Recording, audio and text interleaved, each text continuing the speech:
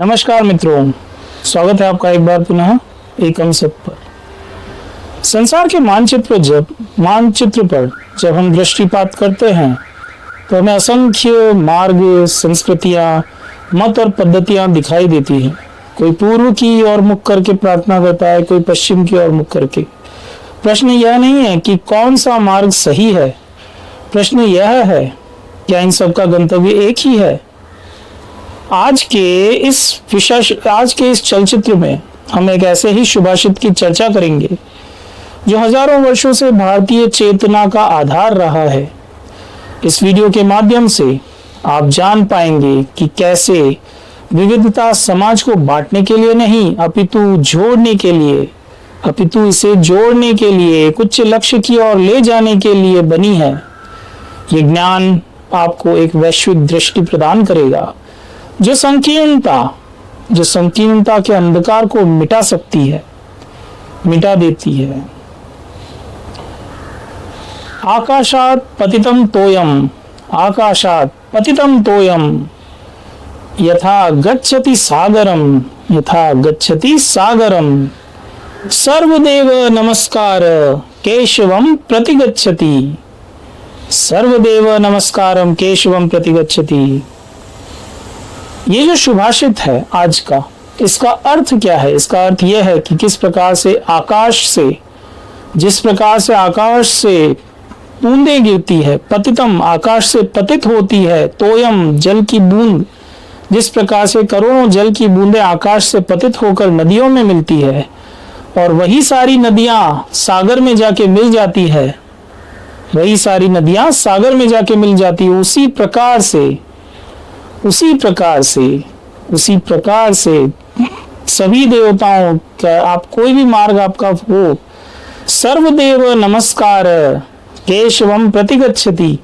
किसी भी देवताओं को, किसी को भी आप श्रद्धा से नमन करते हैं, किसी को भी आप श्रद्धा से पूजते हैं, तो वो जाता है भगवान श्री केशव को, अर्थात भगवान श्री कृष्ण को, या कहें कृष्ण को या शिव जी को। दोनों ही एक ही है। अगेन विष्णु जी और शिव जी भी दोनों एक है, उनमें कोई भेद नहीं है, और जो भेद करता है वो दुर्बुद्धि है, ऐसा भगवान ने स्वयं कई बार कहा है।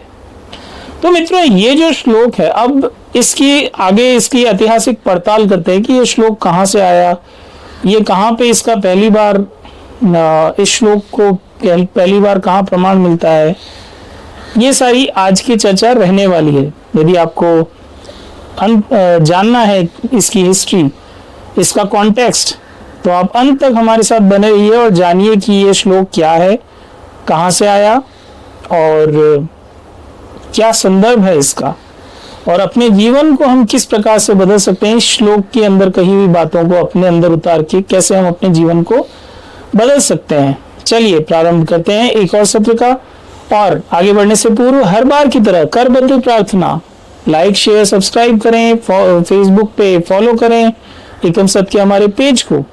इसी के साथ आगे चलते हैं और भगवान श्री जय श्री एकलिंगजिरी, जय श्री राम, हर हर महादेव, जय श्री एकलिंगजिरी के नाम से आज के इस सत्र को प्रारंभ करते हैं बिना देर किए।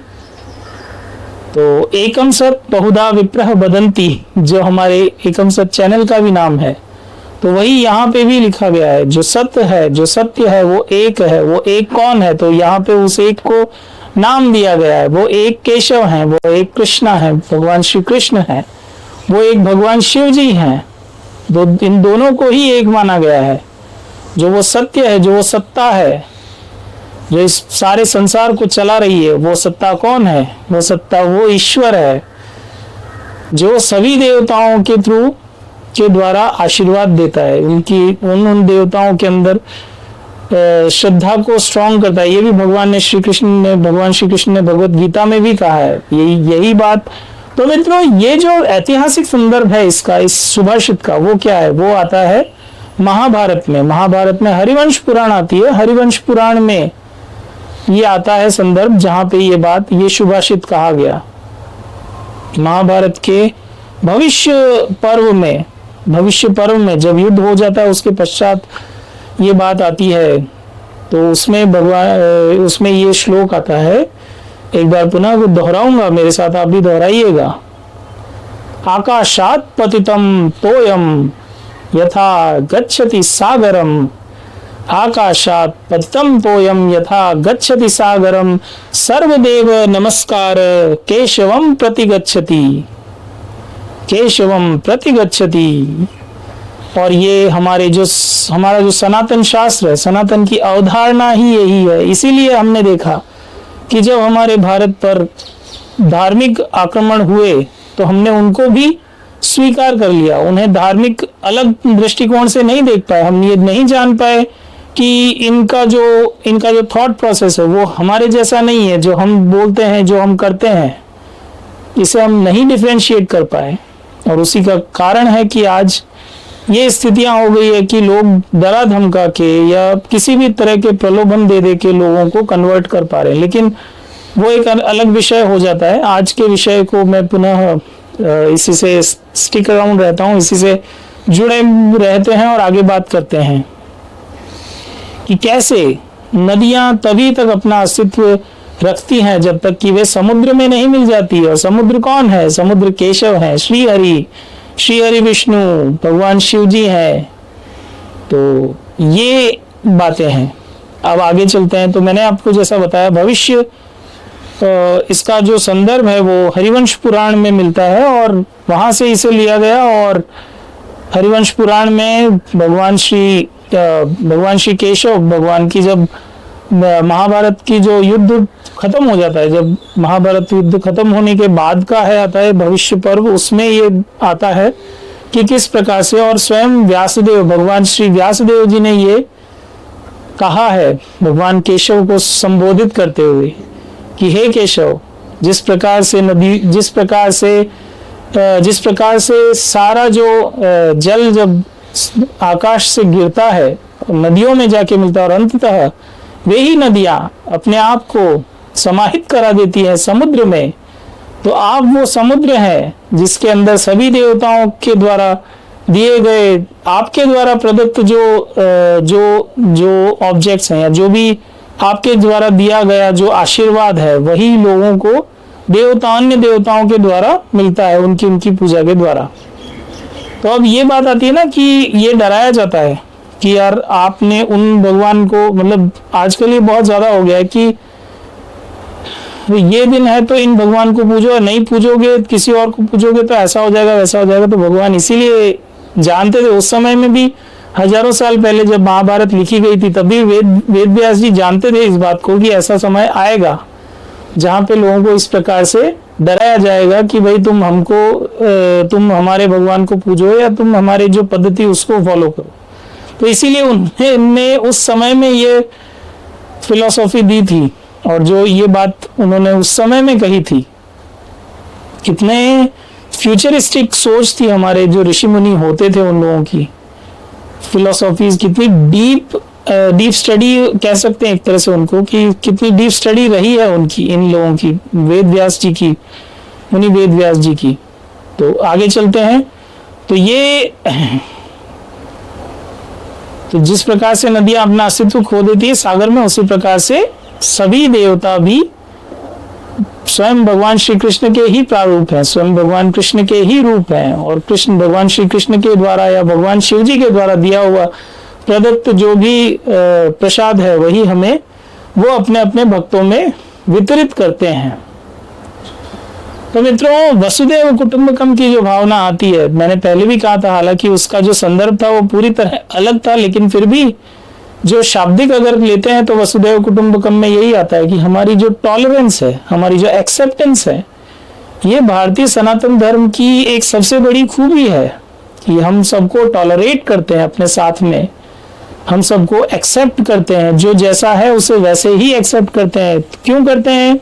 तो वो इस प्रकार से कि जैसे सभी नदियां कि जो अलग अलग संप्रदाय हैं, उनकी नदियां भी अंततः हमारे भगवान श्री केशव में ही आके मिल रही है। यानी कि जो भी कहीं से भी कोई प्रार्थना कर रहा है, चाहे वो ऐसे कर रहा हो, चाहे वो ऐसे कर रहा हो, किसी भी तरह से कोई भी प्रार्थना कर रहा है, तो वो अंततः उन प्रार्थनाओं का उत्तर देने के लिए भगवान केशव ही विराजित हैं। अलग अलग नाम हो सकते हैं, अलग अलग देवताओं के नाम हो सकते हैं, लेकिन अंततः वो देवता भी उन्हीं से शक्ति प्राप्त कर रहे हैं। कैसे कि श्रीमद् भगवद गीता जी में भी ये आता है, इसी प्रकार का श्लोक है। वो एग्जैक्ट श्लोक मुझे याद नहीं आ रहा है, तो उसमें भगवान ने यही बात कही है कि जो भी भक्त श्रद्धा पूर्वक जिस भगवान को पूजता है, मैं उनके अंदर उन भगवान के प्रति श्रद्धा को बढ़ाता हूँ, और उनके द्वारा उन देवताओं के द्वारा भगवान केशव ही, उन देवताओं के द्वारा भगवान केशव ही उनकी जो उनके भक्त हैं, उन देवताओं के जो भक्त हैं, उनकी जो भी प्रार्थनाएं हैं उन्हें पूरा करते हैं। लेकिन ऐसा अज्ञान के वश होके लोग करते हैं। ऐसा भगवान ने अगले इस श्रीमद् भगवद गीता में जब ये संदर्भ आता है, तो भगवान आगे ये भी अगली लाइन में ये भी कहा है कि ऐसा अज्ञानता पूर्वक करते हैं, लेकिन मैं उन्हें स्वीकार करता हूं। आगे बढ़ के खुले हाथ से, वरद हस्त से भगवान सभी को स्वीकार करते हैं। तो मित्रों, ये था आज के श्लोक का संदर्भ, जिसमें हमने देखा कि हजारों साल पुराना जो हमारा सनातन के जो इथोस हैं, कितने डीप इथोस हैं, और किस प्रकार की सहिष्णुता आज के समाज में भी होनी चाहिए, वो हमारे सनातन में हजारों साल पहले महाभारत जैसे काव्य के अंदर भगवान श्री कृष्ण ने और भगवान व्यासदेव जी ने लिखी थी। भगवान श्री गणेश जी के द्वारा लिखी गई थी, और व्यासदेव जी ने उसका संपादन गणेश जी ने किया और व्यासदेव जी ने उसे लिखा था। तो मित्रों, आज का ये जो सुभाषित की चर्चा है, आपको कैसी लगी? आप क्या सोचते हैं इस बारे में? कमेंट सेक्शन में अवश्य बताइएगा। और इसी के साथ आज के इस सत्र में अपनी वाणी को यहीं विराम देंगे। कमेंट सेक्शन में अवश्य लिखिएगा कि आप क्या सोचते हैं, और आपका जो फेवरेट सुभाषित है वो कौन सा है, कहाँ है। आप कमेंट सेक्शन में यदि शेयर करेंगे तो हम अगले आने वाले सत्रों में उनको भी लेने का प्रयत्न करेंगे। उन सुभाषित पे भी थोड़ा और गहरी रिसर्च के साथ आएंगे और आपके सामने उन सुभाषितों को भी रखेंगे। तो इसी के साथ आज का सत्र आपको कैसा लगा हमें अवश्य बताइएगा। जय श्री कृष्णा, जय श्री राम, हर हर महादेव, भारत माता की जय, जय हिंद, वंदे मातरम।